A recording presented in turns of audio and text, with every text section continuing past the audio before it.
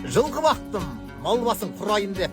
ауыл жаққа тізгінді бұрайын деп, төккен термен келетін несібемді оңашада тәңірден сұрайын деп, жылқы бақтым, өзімді сынайын деп, қыл құйрықтың қылығын ұғайын деп, құрық бойлар тұсы жоқ құл заманнан арқан бойы биіктеу тұрайын деп, жылқы бақтым, асауды мінейін деп, өмірімді қазақша сүрейін деп, адамдары тұсаулы тас қаладан ат шаптырым алыстау жүрейін деп, жылқы бақтым, сей сөзді бақпайын деп, баламды ер тоқымда батпайын деп, алтын тақтан ат жалын артық көрген бабалардың рухын сақтайын деп, жылқы бақтым,